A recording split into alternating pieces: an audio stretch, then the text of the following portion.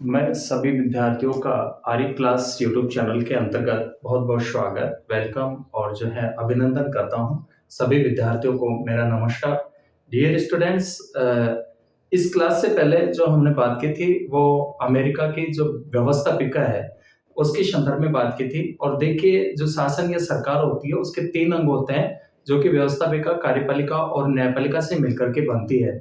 देखिए, व्यवस्थापिका को अलग-अलग देशों में अलग-अलग नामों से जाना जाता है, लेकिन व्यवस्थापिका का जो महत्वपूर्ण जो काम होता है, वो देश के लिए कानूनों का क्या करना होता है, निर्माण करना होता है और अमेरिका की जो व्यवस्थापिका है वो भी जो है द्विसदनात्मक है और जिसमें प्रतिनिधि सभा और एक जो है सीनेट 2 सदनों से मिलकर के जो है वहाँ की व्यवस्थापिका बनती है और अ, अमेरिका की व्यवस्थापिका को जो है कांग्रेस के नाम से जाना जाता है। मोस्टली रूप में हमने अमेरिका की व्यवस्थापिका के संदर्भ में पढ़ा था और प्रिय विद्यार्थियों आज की जो हमारी जो क्लास रहेगी वो अमेरिका की कार्यपालिका के संदर्भ में रहेगी। देखिए जो कार्यपालिका है वो सरकार का दूसरा अंग होता है और कार्यपालिका का जो प्रमुख कार्य होता है वो व्यवस्थापिका के द्वारा बनाए गए कानूनों को क्या करना होता है, लागू करना होता है। डियर स्टूडेंट्स हमारे देश की राजनीतिक व्यवस्था के साथ-साथ में जो पॉलिटिकल सिस्टम है, इसके साथ-साथ में हमें दूसरे देशों के जो राजनीतिक व्यवस्थाएँ हैं, उसके संदर्भ में भी जो है जानकारी होना अति आवश्यक है।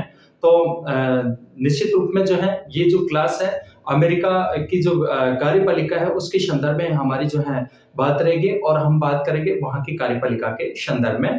प्रिय विद्यार्थियों आप जो है तुलनात्मक अध्ययन कीजिए, कोई भी जब हम पढ़ते हैं टॉपिक तो निश्चित रूप में जब कंपैरेटिव रूप में पढ़ते हैं तो हमारे ज्ञान में जो है अभिवृद्धि होती है। तो चलिए बात करते हैं अपन अमेरिका की कार्यपालिका। देखिए हमारे यहाँ की जो कार्यपालिका है भारत में संसदीय कार्यपालिका को अपनाया गया है और संसदीय जो कार्यपालिका है उसमें 2 प्रकार की कार्यपालिका देखने को मिलती है, एक वास्तविक कार्यपालिका और एक नाम मात्र की कार्यपालिका। लेकिन अमेरिका के संदर्भ में अलग है कि अमेरिका में जो है अध्यक्षात्मक कार्यपालिका को अपनाया गया है और यहाँ पर जो है दोहरी कार्यपालिका नहीं होती है और जो कार्यपालिका संबंधी जो शक्तियां हैं वो राष्ट्रपति में तो शक्तियों का जो वास्तविक जो प्रयोगकर्ता होता है कौन होता है, प्रेसिडेंट होता है, राष्ट्रपति होता है। देखिए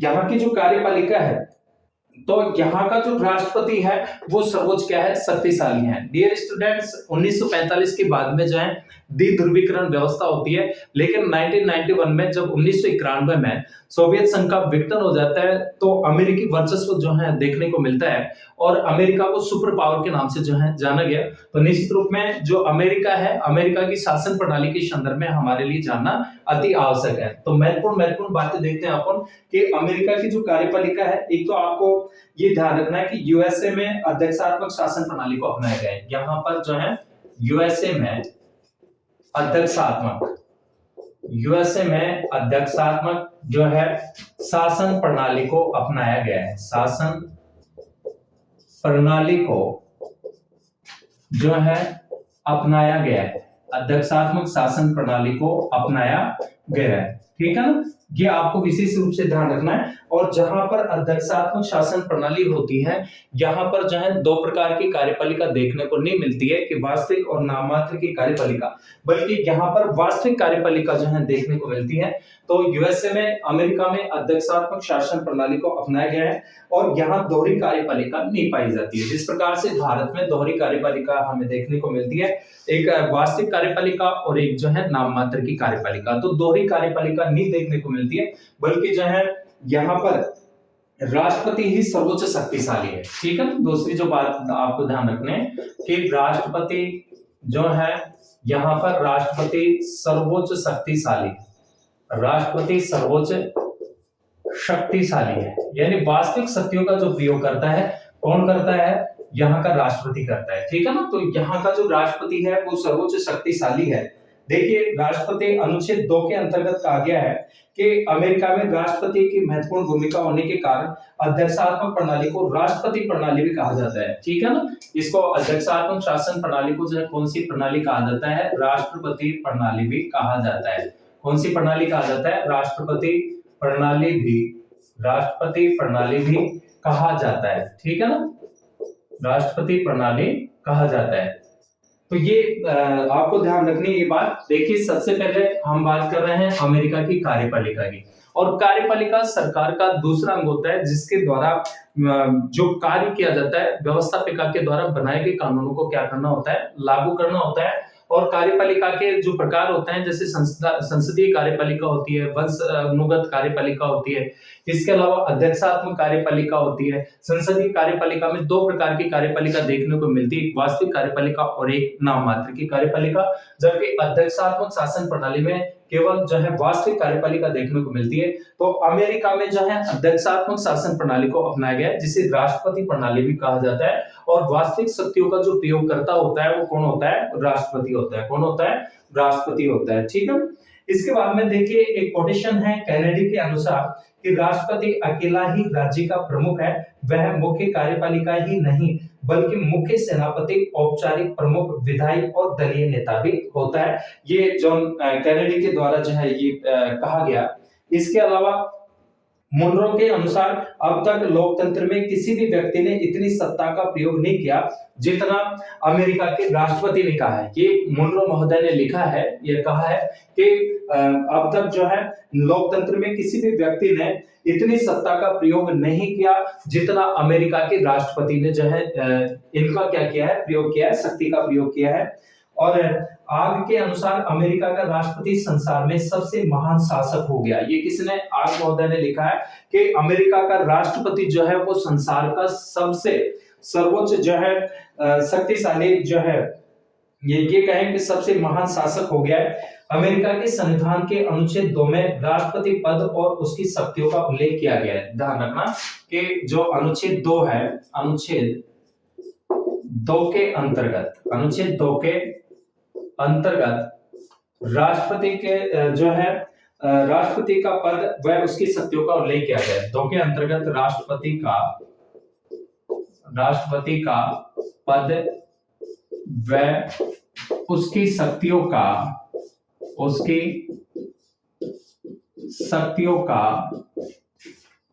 उल्लेख किया गया है, उसकी शक्तियों का उल्लेख किया गया है। डियर स्टूडेंट्स, हमारे यहाँ दो प्रकार की कार्यपालिका देखने को मिलती है भारत में।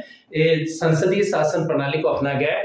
तो संसदीय शासन प्रणाली में दो प्रकार की कार्यपालिका होती है, एक वास्तविक कार्यपालिका होती है और एक नाम मात्र की कार्यपालिका। वास्तविक कार्यपालिका में प्रधानमंत्री और मंत्रिपरिषद आते हैं, जबकि नाम मात्र की कार्यपालिका में कौन होता है, राष्ट्रपति होता है। लेकिन अमेरिका में अलग स्थिति है। अमेरिका में जो है अध्यक्षात्मक शासन प्रणाली को अपनाया गया है, तो वहां शक्तियों का वास्तविक जो प्रयोगकर्ता होता है वो कौन होता है, वहां का राष्ट्रपति होता है। तो अमेरिका का राष्ट्रपति जो है सर्वोच्च शक्तिशाली जो है पद है। और जो है अमेरिका के संविधान के अनुच्छेद 2 के अंतर्गत राष्ट्रपति का पद और उसकी शक्तियों का क्या किया गया है, उल्लेख किया गया है। तो सबसे पहले हम बात करेंगे राष्ट्रपति बनने के लिए योग्यताएं। अमेरिका का राष्ट्रपति बनने के लिए योग्यताएं, जैसा डियर स्टूडेंट्स, आप भारत के राष्ट्रपति पद हेतु योग्यताएं।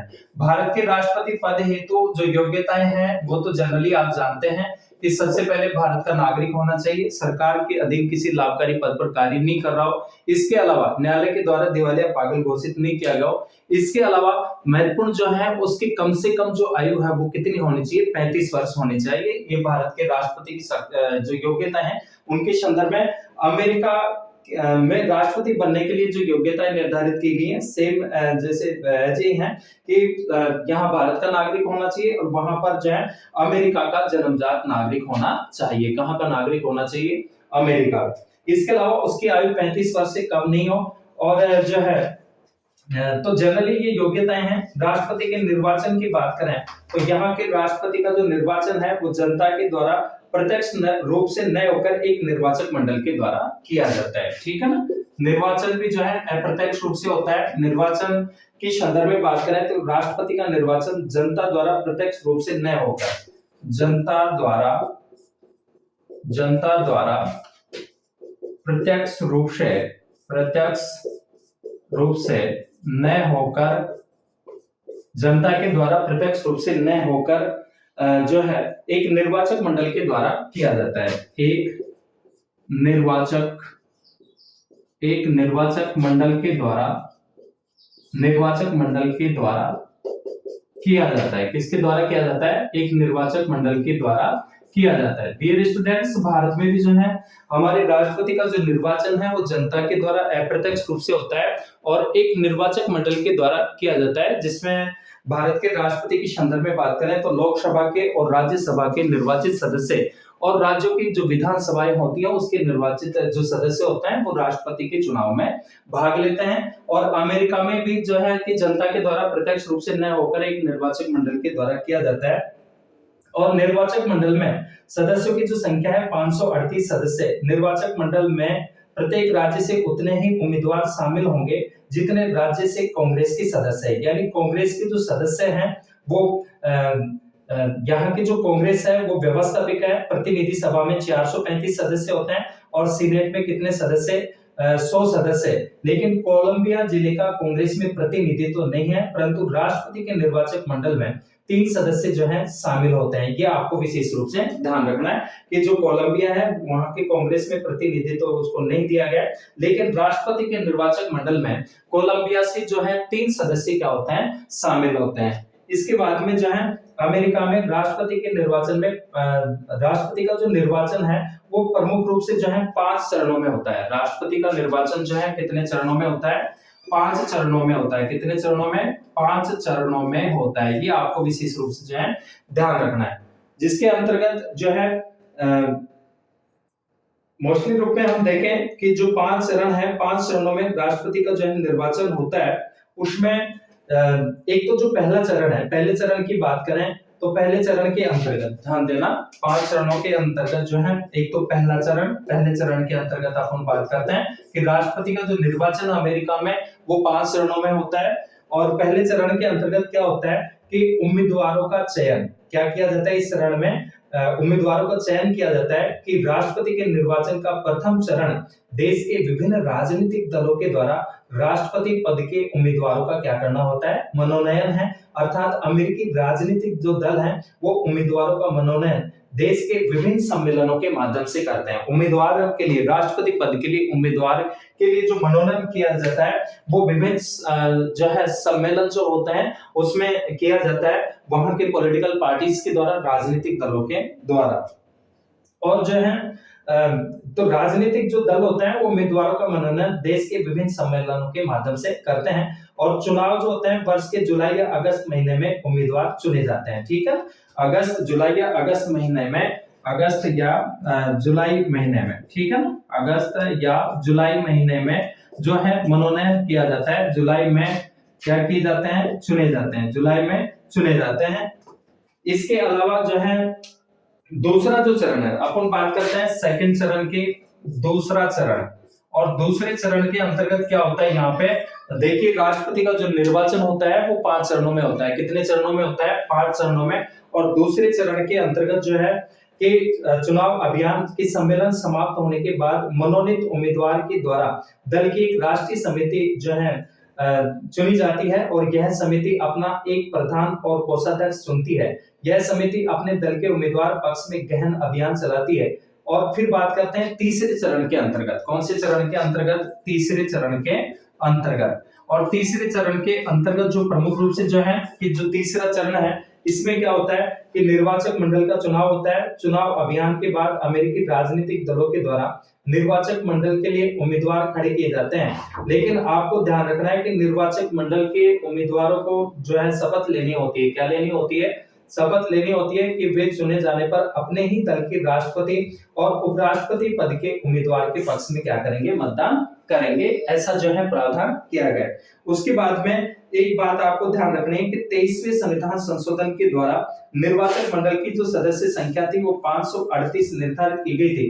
335 राज्य से और प्रतिनिधि सभा के जो है जैसे प्रतिनिधि सभा में 435 सदस्य होते हैं, सीनेट में 100 और 3 सदस्य कोलंबिया जिले से। तो निर्वाचक मंडल का जो चुनाव है वर्ष के नवंबर महीने के पहले मंगलवार को या सरकार के द्वारा निर्धारित अन्य किसी तिथि को होता है। निर्वाचक मंडल के सदस्य मतदाताओं के द्वारा प्रत्यक्ष रूप से जो है चुने जाते हैं। और मतदाता की जो योग्यताएं रखी गई है यहाँ पे अमेरिका में, वो 18 वर्ष की आयु प्राप्त करनी हो, संबंधित व्यक्ति उस राज्य में कम से कम 30 दिन से रह रहा हो और कांग्रेस संसद का कोई सदस्य संयुक्त राज्य अमेरिका के लाभ के पद पर आसीन व्यक्ति निर्वाचक मंडल का सदस्य नहीं बन सकता। निर्वाचक मंडल के सदस्यों का चुनाव सूची प्रणाली के आधार पर होता है और निर्वाचक मंडल का कार्य केवल राष्ट्रपति और उपराष्ट्रपति का क्या करना होता है, चुनाव करना होता है। तो ये तीसरे चरण के अंतर्गत प्रमुख रूप से क्या आती है, बात आती है। अब हम जो बात करते हैं चौथे चरण की बात करते हैं। देखिए अमेरिका का राष्ट्रपति का जो निर्वाचन है 4-5 चरणों में क्या होता है, संपन्न होता है, ठीक है ना। और चौथे चरण के अंतर्गत जो महत्वपूर्ण रूप से है कि निर्वाचक मंडल के जो सदस्य होते हैं, किसके, निर्वाचक मंडल के, वो राष्ट्रपति और उपराष्ट्रपति का चुनाव करते हैं और अपने ही दल के उम्मीदवारों के पक्ष में मतदान करते हैं, परंतु निर्वाचक मंडल का सदस्य किसी भी उम्मीदवार को मत देने के लिए स्वतंत्र है। बुधवार को निर्वाचक मंडल के सदस्य अपने अपने राज्यों की राजधानी में क्या होते हैं, इकट्ठे होते हैं, एकत्रित होते हैं और राष्ट्रपति उपराष्ट्रपति पद के उम्मीदवार के पक्ष में क्या करते हैं, मतदान करते हैं। मतदान होने के बाद उन्हें प्रमाणित करके और सीनेट के अध्यक्ष के पास भेजा जाता है और सीनेट का जो अध्यक्ष होता है वो कांग्रेस के दोनों सदनों की संयुक्त बैठक में मतों की गणना करता है और बहुमत प्राप्त करने वाले व्यक्ति को क्या कर दिया जाता है, विजयी घोषित कर दिया जाता है। उसके बाद में आता है पांचवा चरण। कौन सा चरण, पांचवा चरण, ठीक है ना। पांचवें चरण के अंतर्गत हम बात करें तो जो पांचवा चरण है इसमें मुख्य रूप से जो है पांचवें चरण के अंतर्गत कि किसी उम्मीदवार को स्पष्ट बहुमत नहीं मिलने पर अर्थात दो उम्मीदवार को बराबर मतदान जब मत प्राप्त होते हैं तो ऐसी स्थिति में प्रतिनिधि सभा सबसे अधिक मत प्राप्त करने वाले व्यक्ति प्रथम 3 व्यक्तियों में से उम्मीदवारों में से किसी एक को राष्ट्रपति जो है निर्वाचित कर सकती है और इस समय प्रतिनिधि सभा में प्रत्येक राज्य को केवल एक जो है मत प्राप्त होता है। ध्यान देना, वर्ष 1933 से पहले निर्वाचित होने के बाद 4 महीने यानी 4 मार्च को नव निर्वाचित व्यक्ति राष्ट्रपति का पद ग्रहण करता था, परंतु 20वीं संविधान संशोधन अधिनियम 1993 के द्वारा यह प्रावधान किया गया कि नव निर्वाचित जो राष्ट्रपति होता है वो 20 जनवरी को पद ग्रहण करेगा। तो ये आपको विशेष रूप से ध्यान देनी है ये बात कि अमेरिका का जो राष्ट्रपति है वो 20 जनवरी को अपना पद क्या करता है, ग्रहण करता है, ठीक है ना। कितनी जनवरी को, 20 जनवरी को पद ग्रहण करता है। इसके बाद में नव निर्वाचित राष्ट्रपति की घोषणा होने के बाद पद ग्रहण करने से यदि उसके पद ग्रहण करने से पहले मृत्यु हो जाती है तो उपराष्ट्रपति राष्ट्रपति बन जाएगा। और अमेरिका के चुनाव, राष्ट्रपति जो चुनाव 2020 के कुल जो 10 उम्मीदवार चुनाव में थे, मुख्य रूप से हम बात करें तो डोनाल्ड ट्रंप थे रिपब्लिकन पार्टी से, Joe Biden democratic party, green party से हार्वी हॉकिंस और जो जॉर्गेनसन लिबरेटरियन पार्टी से थे। राष्ट्रपति को शपथ की बात करें तो सर्वोच्च न्यायालय का मुख्य न्यायाधीश जो है और संविधान के अनुच्छेद 2 के भाग 1 में राष्ट्रपति का कार्यकाल 4 वर्ष निर्धारित किया गया, ठीक है ना। ध्यान रखना, अमेरिका का जो राष्ट्रपति का जो कार्यकाल है, भारत के राष्ट्रपति का कार्यकाल कितना होता है, 5 वर्ष होता है, जबकि अमेरिका में जो है राष्ट्रपति का जो कार्यकाल होता है कितने वर्ष होता है, 4 वर्ष होता है। कितने वर्ष होता है, 4 वर्ष होता है, ठीक है ना। और जो है इसके अलावा जो है परंतु पुनः निर्वाचन का कोई प्रतिबंध नहीं लगाया गया है। नोट में ध्यान रखना कि 22 से संविधान संशोधन अधिनियम 1951 के द्वारा प्रावधान किया गया है कि एक व्यक्ति तीसरी बार राष्ट्रपति पद पर नहीं चुना जा सकता। Jefferson, James Madison, James Monroe, Andrew Jackson और प्रथम राष्ट्रपति वाशिंगटन ने तीसरी बार चुनाव लड़ने का क्या किया था, विरोध किया था। थियोडोर रूजवेल्ट जो है 1901 से 1909 तक जो है क्या रहे, राष्ट्रपति रहे और इन्होंने इस परंपरा को तोड़ा, तीसरी बार चुनाव में भाग लिया, परंतु वो क्या हो गए, पराजित हो गए। अब देखते हैं अपूर्ण महाभियोग के संदर्भ में हटाने की जो प्रक्रिया है समय से पहले कि अमेरिकी संविधान के अनुच्छेद 2 के सेक्शन 4 के अनुसार राष्ट्रपति को केवल महाभियोग, देशद्रोह, भ्रष्टाचार या अन्य किसी घोर अपराध या कदाचार, दुष्कर्म के आधार पर ही जो है राष्ट्रपति पर जो है महाभियोग चलाया जा सकता है और उसको समय से पहले पद से हटाया जा सकता है। डियर स्टूडेंट्स, भारत के राष्ट्रपति के संदर्भ में भी जो है कि हमारे यहाँ संसद के एक सदन में जो है महाभियोग प्रस्ताव लाया जाता है, दूसरे सदन के द्वारा उसकी क्या की जाती है, जांच की जाती है। जब दोनों सदनों से 2/3 बहुमत से महाभियोग प्रस्ताव पारित हो जाता है तो राष्ट्रपति का पद स्वतः ही क्या मान लिया जाता है, रिक्त मान लिया जाता है। तो महाभियोग की जो प्रक्रिया है ये अमेरिका में भी है और महाभियोग की प्रक्रिया प्रतिनिधि सभा से प्रारंभ की जा सकती है, अर्थात प्रतिनिधि सभा का एक या कुछ सदस्य महाभियोग ला सकते हैं, आरोप लगा सकते हैं। राष्ट्रपति पर लगाए गए आरोपों की जांच किसी न्यायिक समिति या किसी विशेष समिति के द्वारा की जाती है और जांच के बाद में प्रतिनिधि सभा बहुमत से प्रस्ताव पारित करेगी, प्रतिनिधि सभा द्वारा पारित किए जाने के बाद यह प्रस्ताव सीनेट के पास भेजा जाता है और राष्ट्रपति पर लगाए गए आरोपों की जांच करने हेतु सीनेट एक न्यायालय के रूप में बैठती है। सीनेट जो है यहाँ का जो है दूसरा सदन है, उच्च सदन है, जो कि न्यायालय के रूप में बैठती है। और इस समय सीनेट की अध्यक्षता सर्वोच्च न्यायालय का जो चीफ जस्टिस होता है, मुख्य न्यायाधीश होता है, वो क्या करता है, वो अध्यक्षता करता है। यदि सीनेट अपने 2/3 बहुमत से प्रस्ताव पारित करेगी और प्रतिनिधि सभा द्वारा पारित किए जाने के बाद यह प्रस्ताव सीनेट के पास भेजा जाता है और राष्ट्रपति पर लगाए गए आरोपों की जांच करने हेतु सीनेट एक न्यायालय के रूप में बैठती है। और तो जनरली जो है आपको ध्यान रखना है कि प्रतिनिधि सभा बहुमत से प्रस्ताव पारित करती है, प्रतिनिधि सभा द्वारा पारित किए जाने के सीनेट के पास भेजा जाता है और सीनेट न्यायालय के रूप में बैठती है। ये आपको विशेष रूप से ध्यान रखना है जब राष्ट्रपति के ऊपर महाभियोग प्रस्ताव लाया जाता है। पद से जो है यदि सीनेट अपने 2/3 बहुमत से, ध्यान देना कि यदि सीनेट अपने 2/3 बहुमत से प्रस्ताव पारित करते हैं कि राष्ट्रपति पर लगाए गए आरोप सही हैं, तो उसे पद से जो है हटा दिया जाता है। ठीक है ना, अमेरिका में राष्ट्रपति को पद से हटा दिया जाता है अगर सीनेट 2/3 बहुमत से इस बात का आशय या प्रस्ताव क्या करते हैं, पारित कर दें। इसके बाद में जो है देखिए हम देखते हैं कि पद से हटाए जाने के बाद उसके न्यायालय में जो है मुकदमा चलाया जा सकता है। और किस किस के विरुद्ध महाभियोग प्रस्ताव चला, देखिए अमेरिका के अंतर्गत के कौन-कौन से जो राष्ट्रपति थे जिनके विरुद्ध जो है महाभियोग प्रस्ताव चला। तो सबसे पहले जो है हम जो बात करते हैं डियर स्टूडेंट्स, जो है सबसे पहले हम बात करेंगे कि सबसे पहले 1867 ईस्वी में, कब, सन 1868 ईस्वी में, सन 1868 ईस्वी में जो है 1868 में सबसे पहले जो है कब, 1867 में, ध्यान देना 1867 में सबसे पहले जो है राष्ट्रपति एंड्रयू जॉनसन के खिलाफ, किसके खिलाफ, 1800 एंड्रयू जॉनसन के खिलाफ जो है महाभियोग प्रस्ताव लाया गया, परंतु सीनेट में बहुमत नहीं मिलने के कारण यह पारित नहीं हो पाया। ठीक है, तो ये जो है सीनेट से पारित नहीं हो पाया, सीनेट से पारित नहीं हुआ, इसलिए ये क्या हो गया, स्थगित हो गया। ठीक है ना, सीनेट से पारित नहीं हुआ। सबसे पहले 1867 में अमेरिका में राष्ट्रपति उस समय थे एंड्रयू जॉनसन के खिलाफ महाभियोग प्रस्ताव लाया जाता है, लेकिन सीनेट से ये पारित नहीं हुआ, इस प्रकार से स्थगित हो गया।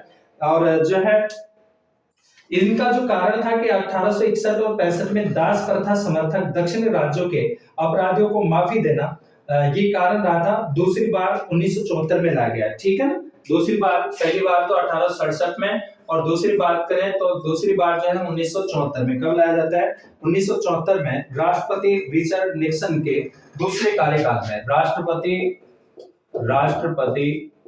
रिचर्ड निक्सन के खिलाफ। ठीक है ना, ये इनका दूसरा कार्यकाल था। कौन सा कार्यकाल था, दूसरा कार्यकाल था। इनके खिलाफ जो है महाभियोग लाया गया, परंतु कार्रवाई शुरू होने से पहले इन्होंने क्या दे दिया, इन्होंने त्यागपत्र दे दिया। कार्रवाई शुरू होने से पहले क्या दे दिया, त्यागपत्र दे दिया। ठीक है ना, और इनका जो कारण था आधार था वाटरगेट कांड।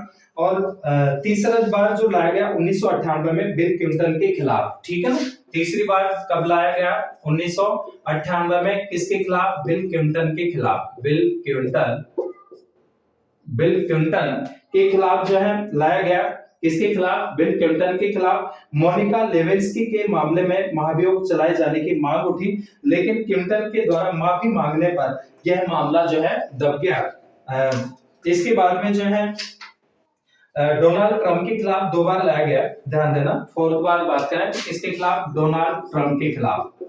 डोनाल्ड ट्रंप के खिलाफ लाया गया। कब लाया गया, ये लाया गया 2 बार, 2019 और 2021 में। 2019 और 2021 में लाया गया। ठीक है ना, किसके खिलाफ, डोनाल्ड ट्रंप के खिलाफ 2019 में और 2021 में महाभियोग लाया गया, लेकिन यह पारित नहीं हुआ। ध्यान देना, लेकिन यह भी पारित नहीं हुआ, लेकिन यह पारित नहीं हुआ, पारित नहीं हुआ।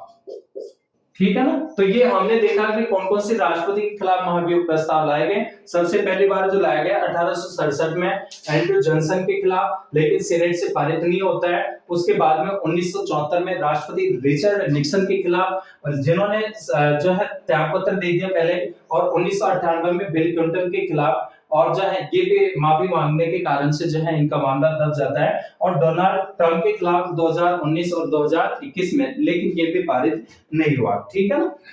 इसके बाद में राष्ट्रपति पद के लिए हम उत्तराधिकार की बात करते हैं। उत्तराधिकारी के संदर्भ में अपन देखते हैं उत्तराधिकारी, राष्ट्रपति के उत्तराधिकारी के रूप में ये जो है राष्ट्रपति पद के लिए उत्तराधिकार, राष्ट्रपति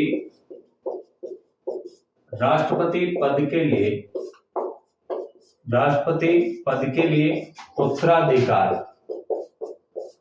राष्ट्रपति पद के लिए उत्तराधिकार। ठीक है ना, यानी पद रिक्त होने की स्थिति में। देखिए अमेरिकी संविधान के अनुच्छेद 2 की धारा फर्स्ट में प्रावधान किया गया है कि मृत्यु, त्याग पत्र, महाभियोग यानी किसी कारण से राष्ट्रपति का पद रिक्त हो जाए तो राष्ट्रपति की सभी शक्तियों और कर्तव्य उत्तराधिकारी के रूप में कौन करेगा? उपराष्ट्रपति करेगा। डियर स्टूडेंट्स, ये हमारे भारतीय जो है राष्ट्रपति के उत्तराधिकार के संदर्भ में भी ये प्रावधान है कि राष्ट्रपति अगर त्याग पत्र दे देते हैं, समय से पहले मृत्यु हो जाती है, तो राष्ट्रपति के रूप में, कार्यवाहक राष्ट्रपति के रूप में जो कार्य करेंगे वो उपराष्ट्रपति करेंगे। तो अमेरिका में भी यही प्रावधान किया गया। लेकिन यदि राष्ट्रपति उपराष्ट्रपति दोनों पद रिक्त हो जाए तो कांग्रेस निर्णय करेगी कि राष्ट्रपति पद पर कौन कार्य करेगा। और हमारे यहाँ पे भारत में जो है जब दोनों का पद रिक्त हो तो सर्वोच्च न्यायालय का जो मुख्य न्यायाधीश होता है वो कार्यवाहक के रूप में क्या करते हैं? कार्य करते हैं। इसके बाद में जो है कांग्रेस ने 1947 में पुनः राष्ट्रीय उत्तराधिकार कानून पारित किया और संशोधन करते हुए प्रावधान किया कि राष्ट्रपति पद पर स्थायी रिक्तता होने पर उपराष्ट्रपति शेष अवधि के लिए राष्ट्रपति बन जाएगा। 25वें संविधान संशोधन अधिनियम 1967 के द्वारा उत्तराधिकारी अधिनियम में संशोधन किया गया और इसके अनुसार कभी उपराष्ट्रपति का पद रिक्त होगा तो राष्ट्रपति एक उपराष्ट्रपति को नामजद करेगा जो कांग्रेस के दोनों सदस्यों द्वारा पुष्टि किए जाने के बाद में अपना पद ग्रहण करेगा। अमेरिका के प्रथम और नामजद मनोनीत जो राष्ट्रपति थे वो जेराल्ड फोर्ड थे। ध्यान रखना कौन थे? Gerald Ford. ये प्रथम नामजद और मनोनीत राष्ट्रपति थे। 1973 ईस्वी के वाटरगेट कांड में फंसने पर उपराष्ट्रपति स्पिरो एग्न्यू ने त्यागपत्र दे दिया था और अमेरिका में पद पे रहते हुए जिन राष्ट्रपतियों की हत्या हुई उनमें प्रमुख रूप से अब्राहम लिंकन के 1865 में दास प्रथा समर्थकों के द्वारा क्या कर दी जाती है? हत्या कर दी जाती है। और जेम्स गॉरफील्ड के जो है 1861 में बेरोजगारों के द्वारा हत्या की गई। जॉन कैनेडी की 1963 में वियतनाम युद्ध समर्थकों के द्वारा क्या कर दी जाती है? हत्या कर दी जाती है। डियर स्टूडेंट्स, ये ऐसे राष्ट्रपति थे जिनकी हत्याएं हुई और रोनाल्ड रीगन के 1981 में हत्या की कोशिश की लेकिन वे बच गए। अब हम बात करेंगे अमेरिका के राष्ट्रपति की शक्तियां। ठीक है ना। देखिए अमेरिका में अध्यक्षात्मक शासन प्रणाली है। कौन सी शासन प्रणाली है डियर स्टूडेंट्स? अध्यक्षात्मक। और शक्तियों का जो वास्तविक जो प्रयोगकर्ता होते हैं वो कौन होते हैं? राष्ट्रपति होते हैं। ठीक है ना। कौन होते हैं? राष्ट्रपति। यहाँ पर दो प्रकार की कार्यपालिका देखने को नहीं मिलती है। केवल जो है कार्यपालिका, अध्यक्षात्मक कार्यपालिका में राष्ट्रपति जो है शक्तियों का सर्वेसर्वा होता है। तो राष्ट्रपति की शक्तियों की हम बात करते हैं कि कौन कौन सी। तो वास्तविक शक्तियों का जो प्रयोग किया जाता है अमेरिका में वो राष्ट्रपति के द्वारा किया जाता है। ठीक है ना। तो सबसे पहले हम कार्यपालिका संबंधी शक्तियों की बात करेंगे। राष्ट्रपति की कार्यपालिका संबंधी शक्तियां। ठीक है ना। देखिए कार्यपालिका संबंधी शक्तियों के अंतर्गत नियुक्ति संबंधी आते हैं। इसके अलावा जैसे कानूनों को लागू करना, प्रशासन का संचालन करना, नियुक्त करना, पद से हटाना, सीनेट के प्रतिष्ठित समाधान की शक्ति, परराष्ट्र संबंधों का जो संचालन, संसदीय शासन प्रणाली में परराष्ट्र संबंधों के संचालन में प्रधानमंत्री की महत्वपूर्ण भूमिका होती है। विदेश नीति का जो निर्माता होता है प्राइम मिनिस्टर होता है, लेकिन अध्यक्षात्मक शासन प्रणाली के अंतर्गत परराष्ट्र संबंधों के निर्वाह में जो है राष्ट्रपति की महत्वपूर्ण भूमिका होती है। नीति या पॉलिसी का जो निर्माता होता है फॉरेन पॉलिसी का, उसमें कौन होता है? राष्ट्रपति होता है। ठीक है ना। तो परराष्ट्र संबंधों का संचालन भी राष्ट्रपति के द्वारा किया जाता है। अमेरिका के विदेश नीति का ये प्रमुख प्रवक्ता होते हैं। सशस्त्र बलों का सेनापति होते हैं। ठीक है ना। वास्तविक रूप में क्या होता है? सेनापति होते हैं। और तो ये तो कार्यपालिका संबंधी शक्तियों में आती हैं। कौन कौन सी? कानूनों को लागू करना, प्रशासन का संचालन करना, नियुक्ति करना, सीनेट के प्रतिष्ठित समाधान की शक्ति, परराष्ट्र संबंधों का संचालन करना, इसके अलावा जो है विदेश नीति का प्रमुख प्रवक्ता होना और सशस्त्र बलों का सेनापति होना। दूसरे नंबर पे हम बात करते हैं विधायी शक्तियों के। कौन सी शक्तियों के? विधायी शक्तियों के। विधायी शक्तियों। डियर स्टूडेंट्स, इन शक्तियों का प्रयोग नाममात्र के रूप में भारत में राष्ट्रपति, जबकि वास्तविक रूप में भारत के संदर्भ में बात करें तो प्रधानमंत्री और मंत्रिपरिषद के द्वारा शक्तियों का क्या किया जाता है, वास्तविक रूप में प्रयोग किया जाता है। लेकिन अमेरिका में इन शक्तियों का वास्तविक रूप में जो प्रयोग करते हैं वो वहां के कौन करते हैं, प्रेसिडेंट करते हैं, राष्ट्रपति करते हैं। तो विधायी शक्तियों के अंतर्गत एक तो कांग्रेस को संदेश भेजना, कांग्रेस के विशेष अधिवेशन बुलाना, वीटो शक्ति विलंबकारी और जेबी वीटो जो है राष्ट्रपति को प्राप्त है, और कार्यपालिका को आदेश देने का कार्य भी कौन करते हैं, राष्ट्रपति करते हैं। ये इनकी विधायी शक्ति है। न्यायिक शक्तियों के अंतर्गत बात करें फिर अपन जो है अमेरिका के राष्ट्रपति की जो है न्यायिक शक्तियां, कौन सी शक्तियां, न्यायिक शक्तियां, न्यायिक शक्तियां। और न्यायिक शक्तियों के अंतर्गत जो है कि सीनेट की सहमति से संघीय न्यायालय में न्यायाधीशों की जो नियुक्ति की जाती है वो किसके द्वारा की जाती है, संघीय न्यायालय में न्यायाधीशों की जो नियुक्ति करते हैं वो अमेरिका के राष्ट्रपति करते हैं। कौन करते हैं, अमेरिका के राष्ट्रपति करते हैं। अमेरिका में राष्ट्रपति का मंत्रिमंडल होता है और उसका संविधान में स्पष्ट उल्लेख नहीं किया गया है। राष्ट्रपति में कार्यपालिका की समस्त शक्तियां निहित होती हैं जो उनका प्रयोग अपने विभागीय अध्यक्षों में परामर्श से करता है। अमेरिका में वर्तमान में उपराष्ट्रपति और 15 विभागों के सचिव कैबिनेट का हिस्सा होते हैं। अमेरिका में मंत्रियों को सचिव कहा जाता है। ध्यान देना कि अमेरिका में मंत्रियों को क्या कहा जाता है, सचिव कहा जाता है। और राष्ट्रपति अपनी मर्जी से मंत्रियों का चयन करता है, परंतु उनके मनोनयन पर सीनेट की जो है क्या लेना होता है, स्वीकृति जो है लेना आवश्यक होता है। इसके बाद में उपराष्ट्रपति के अलावा कैबिनेट के सभी सदस्य राष्ट्रपति के प्रसाद पर्यंत पद पे बने रहते हैं। ये ध्यान देना आपको विशेष रूप से कि उपराष्ट्रपति के अलावा कैबिनेट के जो जितने भी सदस्य होते हैं वो राष्ट्रपति के प्रसाद पर्यंत, और प्रसाद पर्यंत का मतलब होता है इच्छा पर्यंत पद पे क्या करता है, कार्य करता है। अमेरिका में विदेश विभाग का मंत्री स्टेट सेक्रेटरी कहलाता है। ध्यान देना, स्टेट सेक्रेटरी जो विदेश विभाग का मंत्री होता है, और न्याय विभाग का जो अध्यक्ष होता है उसे अटॉर्नी जनरल कहा जाता है। 15 विभागों के अध्यक्षों से मिलकर बनने वाली संस्था को मंत्रिमंडल कहा जाता है, और ये सभी राष्ट्रपति के द्वारा नियुक्त किए जाते हैं जिनकी सीनेट के द्वारा स्वीकृति ली जाती है। अमेरिका में नौकरशाही की लूट पद्धति क्या है, विद्यमान है, लूट पद्धति। इसमें ध्यान देना कि अमेरिका कैबिनेट को मस्तिष्कों का न्यास कहा जाता है, क्योंकि राष्ट्रपति प्रशासनिक अनुभव और विशिष्ट योग्यता के आधार पर मंत्रियों का चयन करता है। अमेरिका में मंत्रिमंडल को राष्ट्रपति के परिवार की संज्ञा दी गई है। साथ ही मंत्रिमंडल की निम्न स्थिति होने के कारण इसे किचन कैबिनेट भी कहा जाता है। और किचन कैबिनेट में विश्वास पात्र क्या होते हैं, मंत्री होते हैं। मंत्रिमंडल द्वारा दिए गए परामर्श को मानने के लिए राष्ट्रपति बाध्य नहीं है, वह उसे ठुकरा सकता है। मंत्रिमंडल के सदस्यों को राष्ट्रपति के आदेशों का पालन करना होगा।